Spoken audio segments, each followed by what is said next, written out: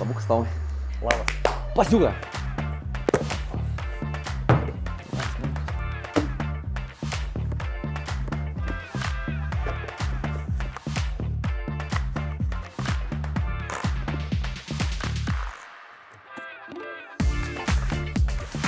Žiūrėk, Tomai. Aš tau parodysiu. Čia yra telefonas. Matau. Gerai, čia yra pirmasis pasaulyje telefonas, kuris turi tiek funkcijų su AI-um. Pavyzdžiui, kalbi itališkai? Nekalbu. Nu tai va, nekalbi itališkai. Treneriukas gali susinervinęs paskambinti ir tau pasakyti kažką itališkai. Tau AI-us gali išversti viską realiu laiku į anglų kalbą. Tai, Net ir blogus žodžius.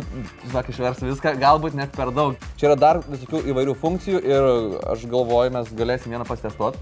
Pasidarysim fotkę ir ką nors ištrinsim iš pakytės. Pabandom? Pabandom. Pasidarom selfiuką.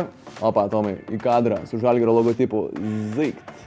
Gerai, dabar žiūrėk. Įsijungi fotkę, spaudi redaguoti, spaudi AI-us funkciją, išsianalizuoji, pavyzdžiui, mums šitie kėdai žiauriai netinka, mes juos galime pašalinti. Gerai, imk telefonas tavo ir... Gerai, Ačiū. Permesiu aš to nuotrauką. Ok, dylas.